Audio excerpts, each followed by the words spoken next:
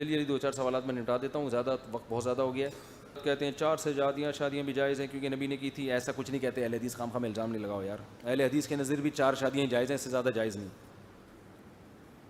آج کل پتہ ہے ہو کیا رہا ہے، کلپ بنانے کے لیے نا، اب کوئی آئے گا حنفی یہ کہتے ہیں کہ ویل مچھلی کھانا جائز نہیں ہے،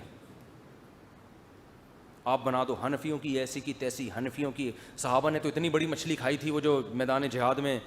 ابے پہلے حنفیوں سے تو پوچھو کہ ان کے نزدیک یہ جب مچھلی ہے تو جائز ہے، کیوں نہیں جائز ہے وہ؟ لیکن کلپ دیکھو ایسے وائرل ہو رہے ہیں، تو کوئی بھی کسی پہ الزام لگا کے پھر اس پہ تان و تشنی کرے، لوگ یہ نہیں دیکھتے کہ یہ الزام صحیح ہے بھی یا نہیں ہے۔ یہ ایسے جیسے آپ کلپ بنا دیں مفتی طارق مسعود صاحب نے میرے 2 لاکھ روپے کھائے ہیں، کیا فرماتے ہیں علماء اس روشنی میں کہ ایک مفتی کا کسی کے 2 لاکھ روپے کھانا، اب آپ کلپ بنا دو یہ کتنا حرام، ان کے بیانات دیکھو، کسی کا پیسہ کھانا جائز نہیں۔ ابے پہلے یہ تو تحقیق کر لے کہ کھائے بھی ہیں کہ نہیں کھائے ہیں، پھینکے جاؤ۔ تو اہل حدیث نہیں کہتے کہ 4 شادیوں سے زیادہ جائز ہے، ایسا کچھ نہیں۔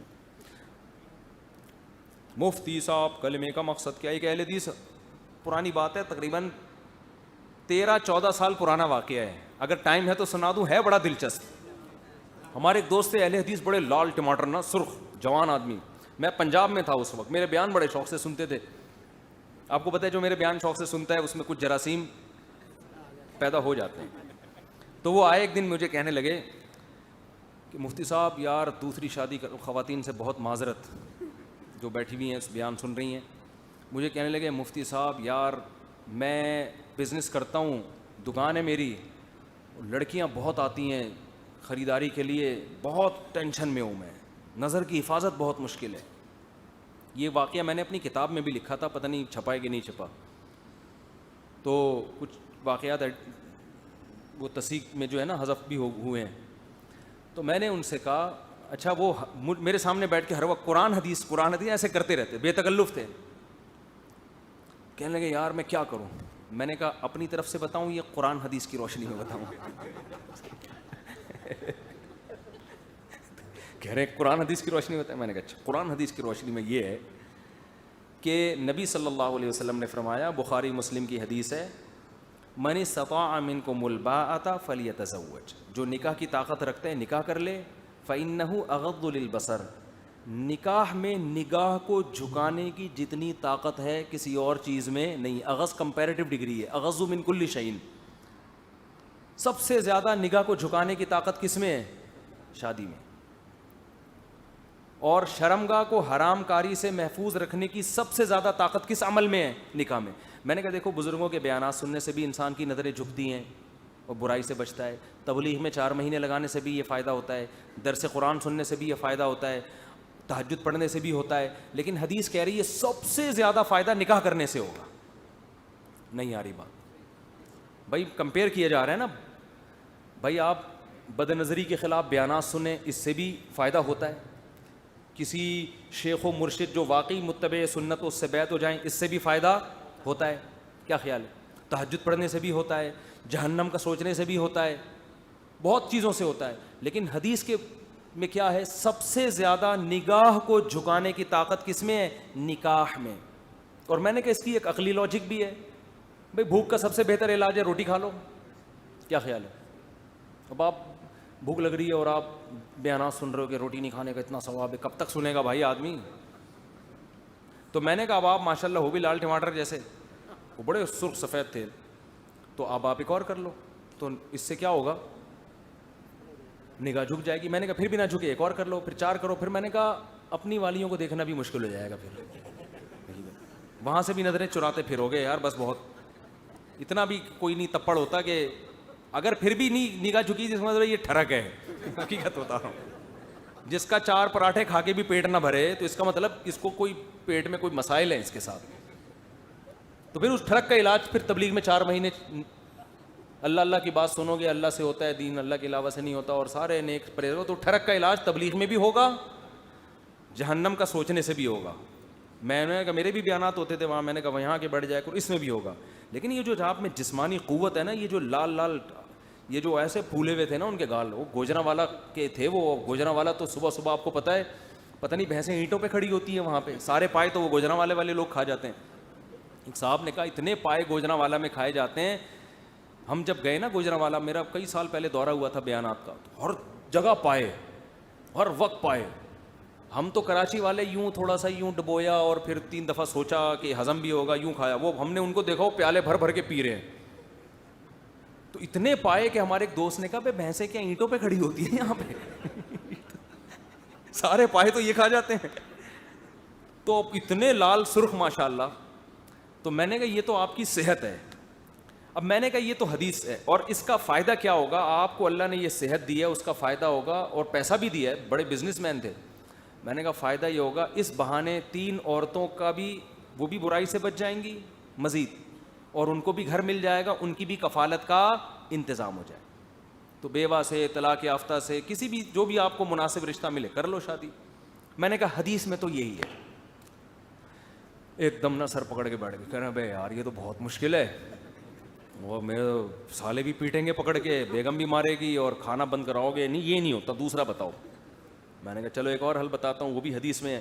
حدیث میں آتا ہے جس میں یہ تپڑ نہ ہو نا نکاح کا، دم نہ ہو. من لم یستطع، جس میں استطاعت نہیں ہے، فعلیہ بالصوم. یہ نہیں ہے فلیصم، روزے رکھے، نہ نہ نہ نہ. میں نے کہا حدیث میں یہ نہیں ہے فلیصم، بخاری مسلم کی حدیث ہے کہ روزے رکھے، نہ نہ نہ. روزے رکھنے سے تو خواہش اور بڑھتی ہے، کم نہیں ہوتی. کیونکہ روزہ ایک عبادت ہے نا، روحانیت، ذہن میں لطافت پیدا ہوتی ہے اس سے. تو اس سے تو حدیث میں آتا ہے علیہ، علی ضرر کے لیے آتا ہے، کثرت سے اتنے روزے رکھے کہ صحت کو نقصان ہونا شروع ہو جائے. میں نے کہا جو پائے ہیں نا، اور پراٹھے، اور یہ پائے، اور کھجی کے پائے، اور سجی کے پتہ نہیں کون کون سے پائے ہوگی کس میں وہاں پہ، کھجی پھجی پتہ نہیں کیا کیا، بٹیر چل رہے ہیں، چڑے چل رہے ہیں. میں نے کہا یہ زور ٹوٹے گا، اتنی کثرت سے روزے رکھو کہ یہ پائے نکل جائیں آپ کے سارے، آپ کے اپنے پایوں میں دم. یہ تو میں آپ سے کہہ رہا ہوں، اتنی ڈیٹیل میں ان سے نہیں کہا تھا. میں نے کہا آپ کے اپنے پائے کسی کے کھانے کے قابل نہ رہیں، اتنی کثرت سے روزے رکھو لگاتار. میں نے کہا 40 روزوں کی نیت کر لو، کل سے 40 روزے. اور میں نے کہا روزے کا کوئی اور آلٹرنیٹ نہیں ہے. بعض لوگ ڈاکٹر کہتے ہیں کچھ دوائیں کھانے سے خواہش کم ہو جاتی ہے، کچھ حکیم، کچھ ہومیوپیتھک. بھائی دیکھو، برائی سے بچنے کے لیے 2 چیزیں ضروری ہیں، جسمانی طاقت کمزور ہو، روحانی طاقت مضبوط ہو. دواؤں سے جسمانی کم تو ہو جاتی ہے، روحانی نہیں بڑھتی. کثرت سے روزوں کا یہ فائدہ ہوگا کہ جسمانی طاقت کمزور ہوگی، روحانی طاقت بڑھے گی. اور عبادت بھی تو ہو رہی ہے نا ساتھ ساتھ، جو گناہ سے روک رہی ہے آپ کو. اس لیے روزے کا کوئی آلٹرنیٹ نہیں ہے. کہنے لگا اچھا 40 روزے رکھوں گا پھر کیا ہوگا؟ آگے بات ہے دلچسپ، قرآن حدیث کی روشنی میں. ان کو میں بار بار چھیڑ بھی رہا. کہتے ہیں پھر کیا ہوگا؟ میں نے کہا پھر جب 40 روزے رکھنے کے بعد آپ نتھر جاؤ گے، آپ تھوڑے کم ہو جاؤ گے. لوگ کہیں گے آپ پورے کہاں ہیں، باقی کہاں ہیں آپ؟ یعنی جب آپ کسی سے ملنے جاؤ گے نا تو لوگ کہیں گے آپ تھوڑے سے آئے ہیں، باقی کہاں رہ گئے آپ. یہ حالت جب آپ کی ہو جائے گی، میں نے کہا پھر آپ دوبارہ کھانا پینا شروع کرو گے. اصول یہ ہے کہ جب انسان کا کولیسٹرول بالکل ختم ہو جائے، اضافی فیٹ بالکل ختم ہو جائے، اور روزے رکھ کے آدھا ہو جائے، پھر جب کھانا شروع کرتا ہے نا، پہلے سے بھی زیادہ مستھنڈا ہو جاتا ہے وہ. کیونکہ روزے سے نتیجے کے لحاظ سے صحت بنتی ہے، خراب نہیں ہوتی. روزے سے وقتی طور پر تو آپ کمزور ہوگے، لیکن حقیقت میں پہلے سے زیادہ صحت مند ہو جاؤ گے. کہنے پھر یہ کوئی حل تو نہ ہوا؟ میں نے کہا واقعی یہ حل نہیں ہے. حدیث میں یہ حل ان لوگوں کے لیے ہے جو رشتہ تلاش کر رہے ہوں، جب تک نہ ملے تو کثرت سے روزے رکھیں، جیسے ہی رشتے کا انتظام ہو جائے روزے رکھنا چھوڑ دیں. ان کے لیے یہ حل نہیں ہے جن کا قیامت تک نکاح کا پروگرام ہی نہ ہو. تو مرتے تو روزے رکھ کے مر جائے گا وہ تو. کہیں پھر کیا حل ہے؟ میں نے کہا قرآن حدیث کی روشنی میں اس کے علاوہ میرے پاس کوئی حل نہیں ہے. کہہ رہے یہ نہیں ہو سکتا بھائی مجھ سے. میں نے کہا پھر بس نظر کی حفاظت کرو بھائی، برائی حلال نہیں ہوگی. میں نے کہا جاؤ تبلیغ میں 4 مہینے لگاؤ، تو اس کا فائدہ ہوتا ہے کہ وہاں تو ان کی بد نظری کا موقع ہی نہیں ملتا، تو تھوڑی سی عادت پڑ جائے گی. قرآن حدیث میں یہی ہے. اچھا بھائی بس بہت ہو گیا یار. گزارش یہ ہے کہ میں کئی کیا کہہ رہے ہیں، میں فالو کروں پچھلی آپ اپنے چھوٹے بھائی کے لیے ایک رشتہ درکار ہے. اگر آپ کے علم میں کوئی خوبصورت رشتہ ہو ہے نہیں، آپ نہیں ہے بھائی، میں رشتے نہیں کراتا اللہ کے بندو، میرے پاس کدھر ٹائم ہے رشتے کرانے کا، اتنے لوگ ہیں، یہ تو سنبھالنا ممکن نہیں ہے. تو فون اٹھاتا ہوں نا کہ ہر دوسرے دن کوئی خاتون میری بچی کے لیے کوئی رشتہ بتا دیں. بھائی اتنے لوگ، اتنی عورتیں ہیں، اتنی لڑکیاں، کس کس کے رشتے کرائیں. اور پھر اب یہ لڑکے بھی پھر شروع ہو جاتے ہیں، پھر ہم نے لڑکوں کا پتہ نہیں ہوتا یہ ہے سالہ کون، سالہ نہیں کہنا چاہیے استغفر اللہ، یہ ہے کون. ہم اپنی ذمہ داری پہ کسی کو رشتہ بتائیں، بعد میں وہ پتہ نہیں کیا نکلے، تو ہم بیان چھوڑ کے وہ مسائل میں ہی حل کرتے رہیں گے. تو یہ بھائی، یہ شادی دفتروں سے رابطہ کرو، وہ لوگ فیس لیتے ہیں. مفتی صاحب کلمے کا کیا مقصد، ایمان یقین کی وضاحت کریں. توکل کسے کہتے ہیں تو پورا بیان ہو جائے گا، اس پر جلدی مختصر سوال پوچھا کریں. قبرستان میں 1 دفعہ فاتحہ پڑھنا چاہیے یا 2 دفعہ؟ او بھائی، قبرستان جانے کا جو ہمیں حکم ہے وہ عبرت کے لیے. حدیث میں آتا ہے فزوروہا، یہ نہیں آتا حدیث میں کہ قبرستان جایا کرو تاکہ مردوں کو ثواب پہنچاؤ، ایسی کوئی حدیث نہیں ہے. جو نیکی میت کو پہنچتی یا نہیں پہنچتی اختلافی مسئلہ ہے، تو ہم اس کے قائل ہیں کہ پہنچتی ہے. وہ جہاں بیٹھے ہو وہیں سے دعا کرو، اس کے لیے پہنچ جائے گی. اس کے لیے قبرستان جانے کی چنداں ضرورت نہیں ہے. قبرستان جو جاتے ہیں وہ آخرت کی یاد تازہ کرنے کے لیے کہ کل ہمیں بھی یہاں لیٹنا ہے. آپ نے فرمایا تھا کہ خواتین کے بالوں کی خرید و فروخت جائز نہیں ہے، تو بالوں کو جلانا جائز ہے یا زمین میں دفن کر دیں؟ دونوں طرح جائز ہے، بیچنا جائز نہیں ہے. مفتی صاحب رشتے کا مسئلہ چل رہا ہے، دعا کریں، دل سے دعا ہے جی اللہ تعالیٰ آپ کو اچھا سا رشتہ دلا دے اور آپ بھی اس کے لیے اچھے سے ہوں. ڈاکٹر اسرار احمد کہتے ہیں کہ جب اسباب اور وسائل نظر نہ آئے تب اللہ پہ یقین کرنا ایمان ہے. بالکل صحیح. جب سارے اسباب وسائل فیل ہو جائیں پھر بھی انسان تسلی رکھے کہ اللہ ہے، یہ تو یقین کا بہت اونچا درجہ ہے. مفتی صاحب لین دین کے بارے میں اسلامی طریقہ، مطلب گاڑی خریدتے وقت یا گھر خریدتے وقت لکھائی کرنا چاہیے، ریکارڈنگ کرنی چاہیے؟ قرآن میں لکھنے کا حکم ہے. سب سے لمبی آیت سورہ بقرہ میں نازل ہوئی ہے کہ معاملات کو لکھا کرو، تو صرف ریکارڈنگ نہ کریں، لکھیں. آج کل تو ویڈیو کا دور ہے، اگر لین دین میں ویڈیو بن جائے تو اچھا نہیں، بہت اچھا ہوگا، لکھنے کے ساتھ ویڈیو بھی بنا لیں. مفتی صاحب لوگ مسجدوں میں پرچے بانٹتے ہیں کہ کسی جگہ کی مشہوری کے لیے، یعنی ہسپتال، اسکول یا بس اڈہ وغیرہ مشہوری کے لیے پرچے چھپا کر مسجد میں بانٹتے ہیں. مسجدوں میں بانٹنا جائز نہیں ہے. البتہ کوئی ہسپتال ٹرسٹ ہو جو پروفیٹیبل ادارہ نہ ہو تو پھر اس کے پمفلٹ مسجد میں بانٹے جا سکتے ہیں.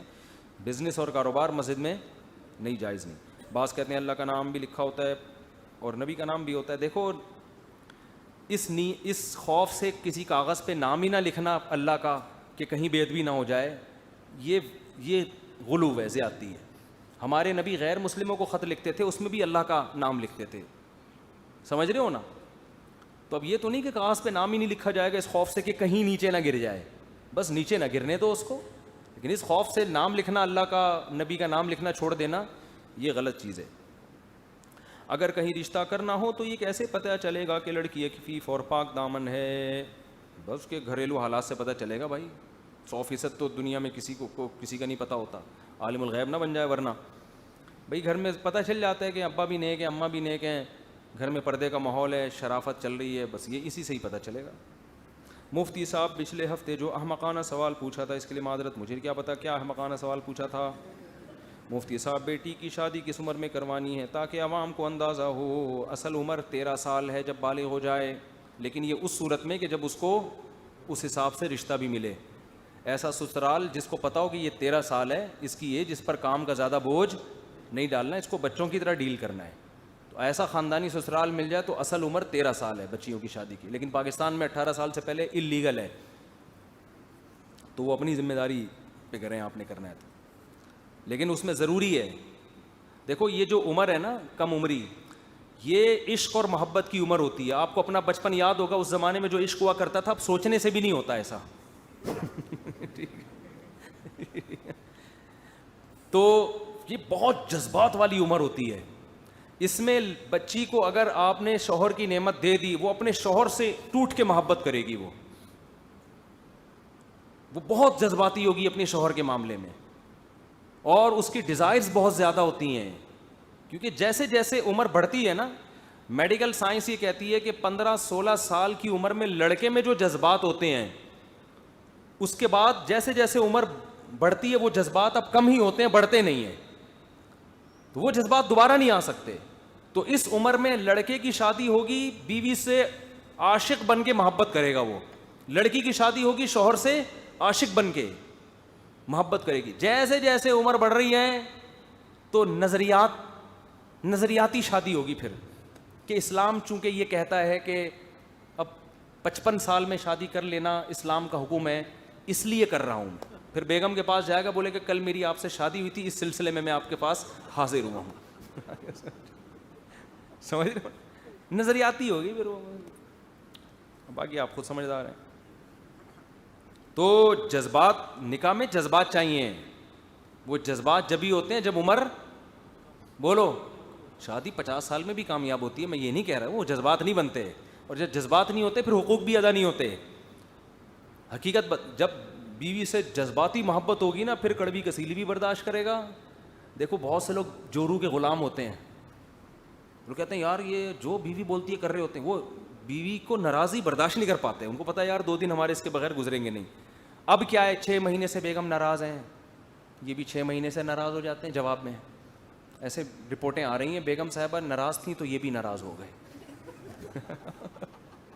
یہ بہانہ تلاش کر رہے تھے کہ مجھے بھی ناراض ہونے کا کوئی بہانہ ملے. تو جذبات جب ختم تو محبتیں بھی ختم. تو یہ عمر ہے جذباتی, اس میں لڑکی برائی سے بچ جاتی ہے. اس کو جب میاں مل گیا وہ ٹوٹ کے محبت کرے گی, اس کے دل میں کوئی اور نہیں آئے.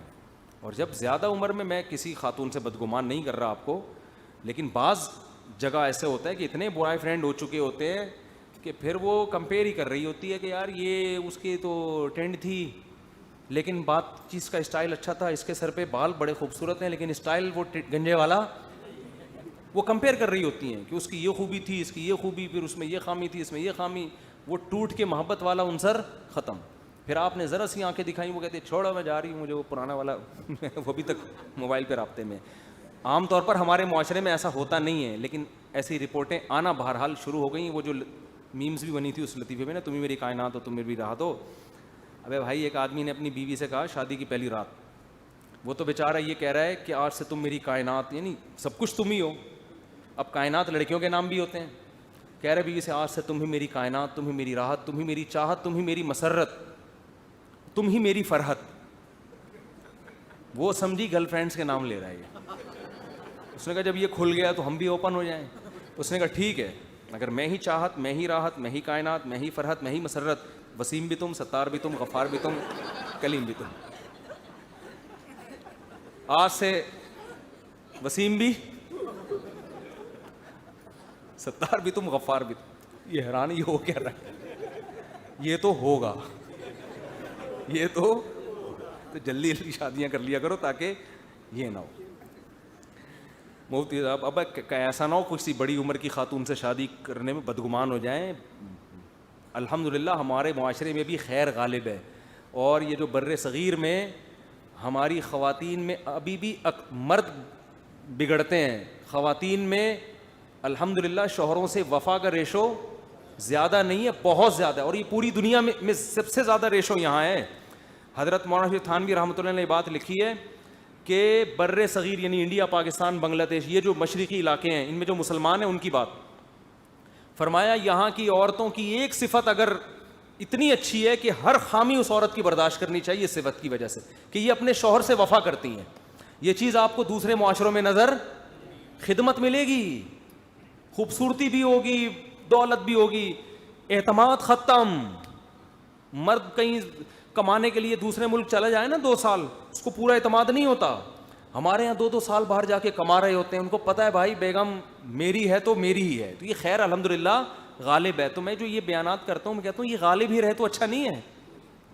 تو یہ کلچر جو ہمارے یہاں گرل فرینڈ بوائے فرینڈ کا پھیل رہا ہے, اگر یہ زیادہ پھیل گیا میرے بھائی پھر نہیں ہے اعتماد رہے گا, پھر تو شک شبے اور یہی سلسلے شروع ہو جائیں گے.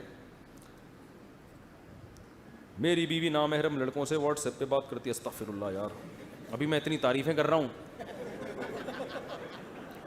جب میں منع کرتا ہوں تو کہتی ہے کہ آپ مجھ پہ بلا وجہ شک کرتے ہیں, میں پریشان. ان کو منع کرو بھائی, شک نہ کرو. میں نہیں کہہ رہا کہ غلطی باتیں کر رہی ہوگی, بعض عورتیں تھوڑی لبرل ٹائپ کی ہوتی ہیں, ان کے لیے کوئی ایشو نہیں ہے, ستار سے بات کر لی, وسیم سے بات کر لی, وہ کہتی کیا ہے اس کوئی غلط تھوڑی کرنے.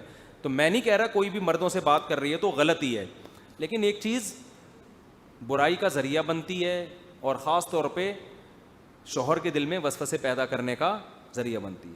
تو آپ پھر خاتون کو سمجھائیں, نہ مانیں تو ان کی سہیلیوں سے فون پہ باتیں کرنا شروع کر دیں. بولے میں بھی غلط نہیں ہوں, شک کیوں کر رہی ہوں, لیکن ایسا نہ ہو کہ چلو ٹھیک ہے ایسا نہ ہو کہ چلو, تو آپ نہ کریں بات, ان کو سمجھائیں. مفتی صاحب عمر شریف کی مغفرت کے لیے دعا فرمائے. دل سے دعا ہے جی اللہ سب کی مغفرت فرمائے, کوئی بھی دنیا سے جائے تو سب کی مغفرت ہو, اور آخری وقت ان کا اچھا بھی گزرا ہے. آخری وقت جو ہے نا, داڑھی بھی رکھ لی تھی ماشاءاللہ, اور بھی نماز کی پابندی بھی تھی اور وغیرہ وغیرہ. تو میں کسی کو برا نہیں کہہ رہا, نہ میرے اندر یہ دم ہے کہ کسی کو میں کہوں کہ وہ برا ہے, کون, اللہ ہی جانتا ہے. لیکن اصولی طور پر یہ فنکار بننا, اداکار بننا اسلام میں کوئی پسندیدہ کام نہیں ہے. اکثر لوگ یہ کہتے ہیں کہ بھئی فلاں کامیڈین ہے, وہ اس کو لوگوں کو ہنساتا ہے وہ صبح و شام, تو لوگوں کو خوش کرنا عبادت ہے. لوگوں کو خوش کرنا یقیناً عبادت ہے, لیکن شرعی حدود کے اندر. علماء کہتے ہیں جو طنز و مزاح ہے نا, اس کی مثال ایسے ہے کہ کھانے میں جیسے چٹنی. دیکھو ہمارا بھی پورا بیان ہوتا ہے, تو پورا بیان کوئی مزاحیہ تھوڑی ہوتا ہے. بیان میں تو اصل پیغام ایک ہوتا ہے, اس میں درمیان میں مزاح بھی آ رہا ہوتا ہے تاکہ لوگ بور نہ ہو. ہمارے نبی صلی اللہ علیہ وسلم بھی مزاح فرمایا کرتے تھے, معاذ اللہ نقل کفر. ایسا تو نہیں تھا کہ آپ آئے ہی مزاح کے لیے, ایسا تو نہیں ہے نا. ایک اہم پیغام لے کر آئے, اس میں درمیان میں ہمارے نبی نے مزاح بھی کیا, اپنی ازواج سے بھی کیا, صحابہ سے بھی کیا. حدیث میں آتا ہے سب سے زیادہ مزاح ہم میں صحابہ نبی کیا کرتے تھے. صحابہ کہتے ہیں سب سے زیادہ مزاح کون کرتا تھا؟ نبی. تو مزاح تو اچھی چیز ہے, لیکن وہ کسی پیغام, کوئی بات چل رہی ہے اس کے ضمن میں, اگر آپ اے ٹو زیڈ مزاح سے بات شروع ہو, درمیان میں مزاح اور مزاح ہی چل رہا ہو, کوئی اس میں میسج نہ ہو, تو پھر یہ ٹائم ویسٹنگ ہے. کیونکہ اللہ نے ہمیں اصل بڑے کام کے لیے, عبادت کے لیے پیدا کیا ہے, ہمیں طنز و مزاح کے لیے پیدا نہیں کیا. اس لیے میں یہ کہتا ہوں کہ جیسے کھیل ہے نا بھائی, آپ تھک جاتے ہو دماغی کام کر کے تو کھیل بھی لو, ورزش بھی کر لو. اب میں فار ایگزامپل صبح اگر دوڑ لگا رہا ہوں تو دوڑ لگا کے بیٹھ جاؤ, پھر اب اصل کام کرو بھائی, جو کام کرنے کے لیے اللہ نے بھیجا ہے دنیا میں, دین کا کام کرو یا کوئی اور انسانیت کی خدمت کرو. اب میں بھاگتا ہی رہوں اور بھاگنے میں پلیئر بن جاؤں میں, یہ کوئی شریعت میں پسندیدہ کام نہیں ہے. لیکن کامیڈین بننا بذات خود اسلام میں پسندیدہ کام نہیں ہے. سمجھتے ہو بات کو کہ نہیں سمجھتے ہو؟ تو ایسا نہ ہو کہ آپ کہیں کہ مفتی صاحب ان کے لیے دعائیں مغفرت کر رہے ہیں تو ہم بھی کامیڈین بنیں گے تو مفتی صاحب ہمارے لیے بھی دعائیں مغفرت کریں گے. تو یہ سوچنی ہونی چاہیے. میں آپ کو مشورہ دوں گا کہ آپ کامیڈین نہ بنیں. اور لوگ جو مجھے کہتے ہیں مفتی صاحب کامیڈین کے بارے میں تو یہ کہہ رہے ہیں نہ بنو, اور خود تو اتنی کامیڈی کرتے ہیں. کامیڈی کرنا اور ہوتا ہے, کامیڈین بن جانا بولو. اور کامیڈی الگ چیز ہے, مزاح الگ چیز ہے. مزاح تو نبی صلی اللہ علیہ وسلم بھی کیا کرتے تھے. تو وہ تو ہر آدمی کوئی زیادہ کرتا ہے, کوئی کم کرتا ہے. تو لیکن اتنا مزاح بہت زیادہ, ہر وقت ہی ہنستے رہو ہنساتے رہو, اس سے دل مردہ ہو جاتا ہے. نبی صلی اللہ علیہ وسلم نے فرمایا لو اعلم ما تعلمون لبکیتم کثیرا وَلَضَحِكْتُمْ قَلِيلًا او کما قال صلی اللہ علیہ وسلم. فرمایا میں جو قبر کی ہولناکیاں جانتا ہوں, اگر تمہیں پتہ چل جائیں تو تم ہنسو کم اور رو زیادہ. تو غیر ضروری ہنسنے سے اور غیر ضروری ہر وقت مزاح اس سے انسان کے دل مردہ, اس پہ پھر نصیحت کی بات اثر نہیں کرتی. اور دوسری بات یہ کہ جو ہنستے ہیں, جو زیادہ طنز و مزاح کی باتیں کرتے ہیں, ان کو چاہیے تنہائی میں وقت نکال کے رویا بھی کریں, وہ پھر بیلنس ہوگا. ہمارے حضرت بڑا پیارا ہمارے حضرت مزاح بہت کرتے تھے. پھر یہ شعر پڑھتے تھے, دن گزارے ساز میں راتیں گزاری سوز میں. دن تو ساز کہتے ہیں باجوں کو, یعنی باجے سے ان کی مراد ہے کہ ایک خوشیوں میں لوگ دیکھ کے سمجھتے ہیں بھائی ماشاء اللہ, لیکن راتیں سوز و گداز میں, رونے میں. آگے فرماتے تھے عمر بھر ہم دن میں بلبل شب میں پروانہ رہے. دن میں تو بلبل کی طرح چہکتے رہے اور راتوں کو جیسے پروانہ آگ میں جلتا ہے ایسے جلتے رہے. دن گزارے ساز میں راتیں گزاری سوز میں, عمر بھر ہم دن میں بلبل شب میں پروانہ رہے. تو یہ اہل اللہ کی حالت ہوتی ہے کہ اگر وہ ہنستے ہیں تو پھر تنہائیوں میں اللہ ہمیں یہ بھی صفت نصیب فرمائے, تنہائیوں میں روتے بھی ہیں. تو ہنستے رہنا ہنساتے رہنا 24 گھنٹے یہی کام, یہ شریعت میں بہرحال اچھا کام نہیں ہے. مفتی صاحب ایسی نعت جو گانے پہ طرز پر اس میں ڈھول میں جانا ہو, نہیں بھائی گانوں کی طرز پہ نعتیں ٹھیک نہیں ہے. مفتی صاحب اسلام میں صغرا کبرا کا کیا تصور ہے, کیا مطلب صغرا کبرا؟ مفتی صاحب آپ نے ہندو مسلمان بھائی چارگی کی اچھی مثال دکھائی قلات میں, شکریہ. مفتی صاحب کیا گھر میں پالنے والے مرغ, مجھے اگر پتا ہوتا یہ کلپ اتنا ہٹ ہوگا تو میں اس سے ڈبل اچھی مثال قائم کرتا. میں تو ایسے ہی گیا قلات میں, تو میں نے کہا یار دکھاؤ یہاں اتنے امن سے رہتے ہیں, تو ہم تھوڑا ایک میسج دے دیں لوگوں کو, دیکھو مسلمان کے بارے میں کتنا غلط امیج دنیا کو دکھایا جا رہا ہے اور کتنی تمیز سے رہتے ہیں. وہ ہندو نے بھی بڑا اکرام کیا ہمارا, تو مجھے پتا ہوتا اتنا ہٹ ہو جائے گا. ہم تو کوئی اس نیت سے میں قلات گیا نہیں تھا, میں تو ویسے ہی گیا, میں نے کہا چلو یار ایک ویڈیو بنا لیتا ہوں میں تو اپلوڈ کر دیں گے, تو ایسا ہٹ ہو گیا. اس پہ اتنے اچھے ہندوؤں کے کمنٹس, اچھا ہو گیا. میں حیران ہوں کہ ہندو ہمارے بارے میں کیا سمجھتے تھے کہ ہم ایسے نہیں ہیں کیا, یعنی لوگ وہ ہندو کہہ رہے ہیں ابے اتنے اچھے, یعنی مسلمان ایسے ہوتے ہیں, تو بھائی ایسے ہی ہوتے ہیں مسلمان. ایک ہندو نے کلپ ریکارڈ کروایا کہ مجھے تو اب پتہ چلا کہ پاکستان میں مندر بھی ہیں, ہمارا تو خیال تھا یہاں اسلامی حکومت ہے, مندر تو ایک بھی نہیں ہوگا. او بھائی آپ کو غلط پٹیاں پڑھائی گئی ہیں. اسلام جب ہندوستان میں مسلمانوں کی حکومت تھی, گوروں نے لکھا ہے اس وقت ہندو, سکھ, عیسائی, مسلم جتنی امن شانتی کے ساتھ رہیں آپس میں, اتنا امن و امان کسی اور دور میں نہیں رہا. مسلمان جہاں بھی حکومت کی ہے وہاں اقلیتیں بہت مزے سے رہی ہیں, لیکن معاملہ الٹا چل رہا ہے, دوسرے ہمارے حقوق کے لیے تیار نہیں ہوتے. کیا گھر میں پالنے والے مرغیوں کو کاٹ کر کھا سکتے ہیں؟ نہیں, مرغی کے لیے, مرغی کے بچے کو ہم فیڈ یا دوائی کھلا کر جلدی بڑا کر سکتے ہیں. نہیں, بڑا کر سکتے ہو بھائی, فیڈ کھلاؤ جلدی سے بڑا ہو جائے گا. مرغے کو کاٹ کے کھا جاؤ, کھا کیوں نہیں سکتے؟ تو کھاتے ہیں. آج جب تک فارمی مرغی ایجاد نہیں ہوئی تھی تو یہ گھروں کے مرغے ہی کاٹ کاٹ کے لوگ کھا رہے تھے. رہا یہ کہ چوزے کو جلدی فیڈ کھلا کے بڑا کر دیں, تو یہ میڈیکل سائنس کا مسئلہ ہے. حلال تو ہے لیکن اس سے اس کے گوشت میں کوئی تبدیلی آتی ہے نہیں آتی, اس میں بہت اختلاف ہے. فارمی مرغی کے بارے میں کوئی کچھ کہہ رہا ہے, کوئی کچھ کہہ رہا ہے. کینسر کے اسپیشلسٹ سے میں نے پوچھا کہ فارمی مرغی سے کینسر پھیل رہا ہے, انہوں نے کہا ایسا کچھ بھی نہیں ہے, ابھی پاکستان میں مشہور ہیں یہ باتیں. تو میرا فارمی مرغی پر بیان تھا, میں نے ہٹوا دیا, کیونکہ میں نے بہت حکیموں ڈاکٹروں سے سنا تھا اس میں یہ بیماریاں, اس میں یہ بیماریاں. ایک بہت بڑے کینسر کے اسپیشلسٹ سے جب سنا کہ اس میں کینسر نہیں ہے, میں نے سنا تھا کینسر ہے, جب ان سے میں نے کہا بھائی ہمارا کام نہیں ہے فارمی مرغی کو, ہے نہیں ہے مجھے نہیں پتا. تو غریب آدمی تو یہی کھا رہا ہے نا بیچارہ, اس کو دیسی کہاں سے کھائے گا وہ. تو کھاؤ دیسی چیزیں, لیکن پروپیگنڈا نہ کھانی. جو دیسی میں بات ہے وہ انسانی ہاتھ جہاں لگ گئے وہ تو گڑبڑ ہو گئی, حقیقت ہے نا. تو اصل تو یہی ہے کہ دیکھو یہ جو دیسی چوزا ہے اس کو اوپر سے بھی پھینک دو گے نا نہیں مرے گا یہ. اس کو پکڑنے کے لیے پہلے آپ کو جمناسٹک کے کھیلوں میں شرکت کرنی پڑے گی, اس کے بعد یہ چوزا پکڑنے کی صلاحیت پیدا ہوگی. فارمی مرغی کو ایک دفعہ آپ نے پھینکا دوبارہ اٹھنے کے قابل نہیں ہوگی. تو میں میڈیکل رپورٹیں نہیں پیش کر رہا, لیکن دیسی کیا ہے, دیسی ہے بھائی. دیسی چیزیں کھایا کرو. بھینس کا خالص دودھ 1 گلاس پی کے سو, صبح اٹھو گے پتہ چلے گا کچھ کھا کے پی کے سو جاتا. اور یہ ڈبے کے آپ 6 گلاس دودھ پی لو کچھ بھی نہیں ہوتا اس میں. تو دیسی چیزیں کھایا کرو. انسان کتنی بھی ترقی کر جائے نا, آدمی کی نیچر چینج نہیں ہو سکتی. نیچر یہی کہتی ہے جو گائے اللہ نے پیدا کی ہے نا, جس حساب سے وہی سیٹنگ صحیح ہے. تو نیچر تھوڑی چینج ہوگی. سائنس جتنی بھی ترقی کر لے آپ تو وہی ہیں جو 1000 سال پہلے تھے, وہ آپ تھوڑی چینج ہو گئے. میری بھی یہ ہو گیا.